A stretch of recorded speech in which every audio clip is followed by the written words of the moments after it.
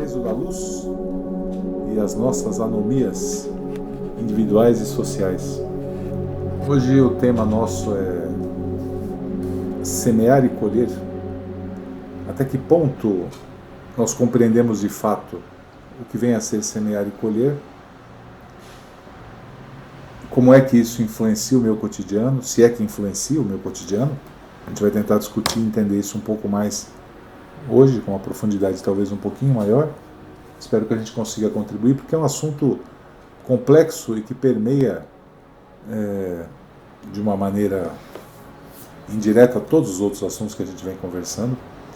E é o típico assunto técnico da Seleção Brasileira de Futebol, né? Todo mundo já sabe. Todo mundo já entendeu, todo mundo já compreendeu. Esse conceito muitas vezes se mistura aí a um sentimento de julgamento da nossa parte, muito profundo, a um sentimento de vingança, de raiva, de ódio, por vezes, porque a gente acredita que a colheita era uma punição. A semeadura sempre é livre, mas nossa colheita é uma punição. Então, apenas lembrando que a gente, obviamente, fala para buscadores, né? Pessoas que estão interessadas em alargar o entendimento, né? Alargar as fronteiras da consciência, da nossa consciência. E nós estamos entrando em aspectos muito sutis, né? Aspectos assim bem periféricos do nosso próprio comportamento. Então, quando a gente semear e colher, a questão é assim: que comportamentos eu tenho, que é a semente que eu estou jogando para o universo, né? Que estão dentro da anomia, ou seja, para mim é normal, não é? E que, na verdade, estão trazendo uma consequência nefasta. Sim, eu me perceber e achar que isso está normal, não é? É bem este o caminho, né? Então, vamos começar a examinar alguns comportamentos nossos, né? O primeiro que vem à minha cabeça é: todos nós já vamos ao cinema, né? E principalmente cinema que não tem a poltrona numerada. Hoje em dia está mais normal isso, né? Mas antigamente não tinha, né? E o próprio brasileiro dava risada, né? E fazia paródia de que quando abre, né? Era uma explosão de bois, né? Entrando, né? Então, nós todos achamos isso normal, não é? E todos nós já fizemos isso de querer sair na frente da fila, querer entrar primeiro para escolher um bom local, não é? Isso visto como normal, é assim, nossa cultura, nosso comportamento normal, né? Só que isso não é normal, né? Porque isso gerou e alimentou todo um conceito, né? Da famosa lei de Gerson, né? Tirar vantagem. Eu sou mais competitivo que o fulano, eu sou melhor que fulano, eu estou na frente que fulano, não é? Muita gente acha normal ir ao shopping e parar na vaga de deficiente. Só tinha essa. Só tinha essa? É um minutinho só. Exatamente, né? Normal. E muita gente observa isso e é assim. É indiferente. Indiferente. Né? Os feminicídios estão tão comuns que para a maioria das pessoas são banais. Não há uma indignação coletiva. Não. Roubos por políticos. Não há uma indignação coletiva. Não há um levante coletivo. Né? Simplesmente é normal. Quem entra para a política é ladrão, isso é assim. Ponto. Né? Então, mas vamos aos nossos comportamentos. Né? Aceitar, por exemplo, propagandas. Era muito, na época dos outdoors, né? Era normal ver propaganda de sapato, Arezzo, por exemplo, com uma modelo, né, deitada em uma pose sensual, com uma lingerie provocante, né, fazendo propaganda de sapato. E a gente olhar e achar até bonito, né? Isso, estamos plantando, né, uma semente que está trazendo uma consequência para a mulher brasileira, para a imagem da mulher brasileira. E o difícil é que às vezes essa colheita, né, essa resposta, ela não é rápida. Não. Demora 10, 20, 40, 50 anos para que ela comece a voltar. Então é algo, você vê como é... Em muitas culturas, nos Estados Unidos, com certeza, porque conheço, em algumas culturas europeias, se vê a mulher brasileira como uma mulher leviana. Sim. Por quê? Por exemplo, desfiles de carnaval. Temos essas modelos com roupas extremamente provocantes, seminuas, né? E isso todos nós assistimos, né? Um desfile de carnaval, dentro dessa festa uma certa normalidade para nós, né? Participamos disso. O fato de eu estar assistindo um desfile de carnaval, seja ao vivo, seja pela televisão, eu estou dando audiência, Claro, eu estou plantando, né? E a recíproca disso, a semente, o resultado disso, o que é? A imagem da mulher brasileira leviana, que quando, por exemplo, 2, 3 meninas viajam para fora do país, são abordadas lá fora pela imagem que a mulher brasileira tem. Então, eu vejo que isso é importante porque, para mim, é como, não é o nosso tema agora, mas é como eu ficar repassando esses WhatsApps que são fake news, né? Ainda que eu tenha dúvida, mas às vezes você olha e fala, mas isso aqui é uma... E as pessoas continuam repassando.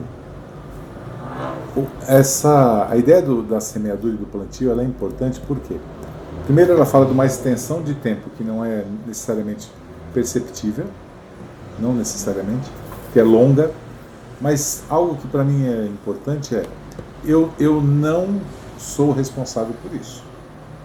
Eu não sou responsável por isso. Ah, mas você divulgou repassou essa... Não, mas entrou, eu achei que era... Então, a gente terceiriza até a responsabilidade sobre os fatos que estão ocorrendo. Quando, fundamentalmente, o fato ele se dá baseado nas minhas respostas à realidade, na forma que eu enxergo o mundo que está à minha volta. Portanto, eu achar que aquilo que faço, que penso e que sinto não contribui para essa música que o planeta toca, é uma loucura. É uma loucura. A gente vê uma tourada e eu fico de verdade indignado. Você ainda, mas é bonito porque faz parte da... Para mim aquilo é um barbarismo sem tamanho. Mas tem um monte de gente que vai lá assistir a tourada. O cara que vai assistir a tourada, que paga para ver uma tourada, ele não acha que ele é responsável pela tourada. Ele é responsável pela tourada. Ele não está pagando para ver a tourada? Claro. Ele não está presente, ele não fica sonhando com ato, é uma violência. É uma violência. Isso a gente poderia falar que é um plantio? É um plantio. Claro, sem dúvida. É um plantio de violência, né? O resultado disso vai ser mais violência. Mais violência. Né? É como andar de carro, né? Carro da combustão, para todos nós é normal. É o que temos, né? E não ligamos, só estamos sentindo os efeitos agora do clima, aquecimento global. Eu só isso há 30 anos. Eu vou um quarteirão, vou na farmácia, vou na padaria, vou de carro. Poder ir a pé. Por exemplo, de carro, né? Claro. Normal. É normal. Normal, né? São meus comportamentos. Mas deixa eu focar, eu vou citar um plantio positivo. Sim. Né? Eu vou citar agora para mim, dentro de mim, memórias de raiva, memórias de ódio, memórias negativas que eu possuo da minha vida, né? E que estão aí. simplesmente estão aí vibrando ao cosmos, tocando essa música de ódio, né? E eu convivo com isso. Dentro do conceito anomia, eu não posso conviver sem fazer nada. O que seria plantar nessa situação para colher algo melhor? Seria eu revisitar essas memórias e ressignificar elas, para poder tocar uma música diferente e positiva. Então, eu, não aceitando a anomia, a normalidade, né, me revelando, eu vou plantar uma ressignificação em cima delas, para que na minha memória tenha um outro significado, tenha uma frequência vibracional um pouco mais elevada. Isso seria um plantio, né, positivo, onde eu estou me ressignificando, onde eu estou criando para o futuro uma frequência vibracional positiva que vai trazer, seja por atração, seja por consequência, né, algo melhor do que tem hoje. Sim. Né? Isso seria um bom exemplo, né, de eu trabalhar, ou semear e colher fora da anomia, né, me rebelando contra a anomia e não aceitando eu sou assim. Tá? É isso. Eu acho que o difícil aí, maior, agora é a gente conseguir perceber que essa expressão semear e colher, ela se estende muito além do que é o trivial. A gente usa ela e conhece ela até porque ela faz parte das escrituras que nós usamos, né, escrituras da Bíblia. Para nós existe uma relação de causa e consequência que é curta e que ela, de uma certa maneira, acaba justificando, ou que ela serve como uma punição. Primeiro, nenhuma lei é punitiva, né? As instruções não são punitivas, elas são o que são. Gosto de usar o exemplo do morreu de quê? Quando você cita isso, a gente pergunta, o fulano morreu. A primeira pergunta que todo mundo faz na sequência é, morreu de quê? Primeiro, para que lhe interessa saber do que ele morreu? Né? A não ser que você seja, talvez, um cônjuge ou uma pessoa diretamente relacionada a uma família, não vai te interessar, ou patologista, não vai saber por que você morreu. São curiosidades. São curiosidades, né? Só que é uma curiosidade, primeiro mórbida, mas ela blinda o meu sentimento um pouco. Porque você saber que o cara morreu num acidente de carro, mas ele corria que nem um louco, ou ele era imprudente, de uma certa forma faz assim para você, olha aí, o cara está plantando uma coisa, olha lá o que ele vai colher.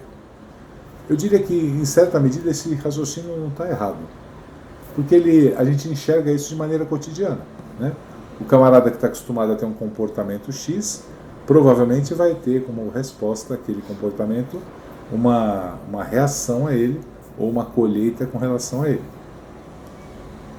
Só que esse conceito, quando eu olho ele, primeiro no meu universo menor, ele está vinculado a padrões éticos e principalmente morais, vinculados ao tempo que eu vivo. Então, o que é o cara bonzinho? Ele não bebe e ele não corre de carro. Não, ele estava na igreja rezando. Então, para mim, quando eu falo ele estava na igreja rezando, me dá a entender, de certa maneira, que ele é um cara bom. Olha quanta coisa ruim acontecendo no mundo, mas ele se conserva ali, ainda seguindo o que nos diz a palavra sagrada. Mas, enfim, o que eu quero dizer aqui é que o meu conceito de semear e colher, ele está vinculado a como eu penso o mundo, como eu sinto o mundo, como eu aprendi o mundo, como eu vejo o mundo. O que nós estamos falando é, ainda que esse conceito não seja inválido, óbvio, né? Não somos idiotas a esse ponto, mas existe uma outra semeadura e existe um outro plantio e uma outra colheita que ela é mais silenciosa e que ela é talvez até muito mais nefasta do que essa imediata que nos acomete, porque ela se estende ao longo de anos ela corre por baixo. Ela está ligada diretamente à anomia, à maneira que eu enxergo o mundo. Quando você cita festas populares, né? Eu não lembro, você não chegou a citar, mas a gente comentou isso antes, que é o Halloween. Uhum. Então, assim, quando eu falo Halloween, é natural, já existe o simples fato de eu falar essa palavra, você sente uma pressão social te empurrando contra a parede e falando, como é que você não gosta? E de fato eu não gosto. Eu não tenho meias palavras para dizer isso. É algo que não me agrada. Né? Primeiro porque, no meu ponto de vista, eu não tenho uma relação direta com aquilo que eu aprendi. A pátria que eu vivo não compartilha esses valores. Não tenho afinidade com bruxa, não tenho afinidade com demônio, com zumbi, com mortos-vivos, com essa cultura. Perfeito. Então, talvez a minha geração mais velha não tenha, a mais nova passe a ter. Então, aos poucos você vai introjetando na sociedade um conceito que mas é bonito, olha como ele está maquiado bonito, olha como ele está vestido bonito. Que mal vai fazer? Não vai fazer mal nenhum. Né? Uhum. Até que ponto não vai fazer mal nenhum? Não sei. Né? Há 6 meses atrás, consumir ultraprocessados era ótimo. Hoje a gente já sabe o grau de quão nefasto é a alimentação com ultraprocessados. Na década de 70 se usava a talidomida de uma maneira aberta. Hoje você sabe que você mata com a talidomida, não a pessoa, mas as gerações seguintes. Vi outro dia um documentário importante que falava sobre o DDT, que é aquele veneno. Aplicava-se DDT em tudo que você puder imaginar. Tudo. Se tinha uma coceira na barba, o cara mostrava, eu vi as imagens. DDT no corpo todo é um veneno. Está aplicando veneno diretamente em cima das pessoas. O cara ali morria? Não. Só que você tinha um efeito genético que era provocado extremamente nefasto. Então são conceitos que eles são normais pela vista social, são transparentes quanto ao movimento, porém eles vão ter ao longo do tempo um viés que pode ser muito prejudicial para nós, que é a colheita. Então, quando a gente está falando de plantio, de semear e de colher aqui, a gente tem que sair um pouco do básico e procurar olhar dentro de um nível de consciência superior, dentro de um nível de espiritualidade superior. Porque senão a gente vai o tempo inteiro reagir ao que nos acontece. E isso não necessariamente é a melhor saída. Né? Então, o que você está trazendo me fez reflexionar para dentro de mim, né? Porque quantos comportamentos, o exemplo que você trouxe é de um nível de inconsciência, né? Inconsciência. A gente não é consciente do veneno que está sendo aplicado, achando que é um produto bom, né, para te livrar de insetos, por exemplo, Sim. E você está se envenenando. Sim. Só que você não sabe. Eu não sei. É inconsciente, não é? Sim. Muito bem. Esse mesmo exemplo ocorre dentro de mim. Por exemplo, eu faço uma comparação, aquilo que eu tenho, o carro que eu tenho e o carro que o vizinho acabou de comprar. Né? O fato de eu fazer essa comparação é a porta de entrada da inveja. Não é? Sim. Agora, existem sentimentos extremamente sutis quando eu faço essa comparação. Posso ter um sentimento de inveja declarado, que eu reconheça, né? E eu sei que estou sendo invejoso e tento reprimir isso, ou tento sair disso. Mas há um lado extremamente sutil quando eu só recebo um estremecimento interno por essa comparação. E eu simplesmente acho que é normal. Isso é inveja. Em um nível sutil. Eu estou plantando uma semente de inveja. Claro. Eu estou numa frequência vibracional sutil, não tão grosseira quanto uma inveja declarada, mas numa frequência sutil que é inveja. Não é? Então, achando que está tudo bem. Não está tudo bem. Eu sou invejoso. E acho que não sou. Você sabe que isso se aplica não só aos nossos pensamentos, aos nossos sentimentos, então isso é um deleite, né? Até o que a gente fala. Muitas vezes você diz assim, eu queria matar o fulano. Pois é. Pera, o que você acabou de dizer? Ah, não, é uma expressão só. Não. Você podia falar que queria dar flores para a pessoa, podia falar que você admira muito ela, mas você falou que queria matar ela. Ah, mas isso é bobagem, não tem nada a ver. O ponto é que os detalhes, né? As pequenas coisas, né? A gente tem que voltar os nossos faróis para pequenas coisas, porque são nelas que estão a verdadeira transformação. Nesse nível de exemplo que você colocou, são os palavrões. Por exemplo. Os palavrões são frequências vibracionais extremamente densas. Sim. Né? E a gente muitas vezes usa como piada. É. Só que é uma piada grosseira. Se nós estamos falando em espiritualidade, estamos falando em energias sutis, estamos falando em que queremos criar um ambiente ao nosso redor leve, né?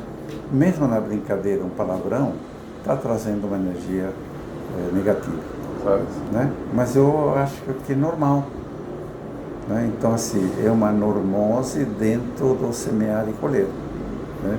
Você está trazendo para dentro da tua casa uma densidade inapropriada. Sem dúvida nenhuma. Este é o ponto, né? Podemos dar risada, claro, mas é uma risada inapropriada. Então, você vê então que esse conceito de plantio e de colheita, parece que ele permeia tudo, né? Tudo. Todas as nossas ações, porque a gente está falando aqui de ação e reação, né? E de intenção na ação. Exatamente. Intenção na ação. Porque senão é algo inconsciente. É você fazer por fazer, não necessariamente seja algo que contribua para você. Está muito de moda filmes, né? Sim. Então, vamos assistir um filme.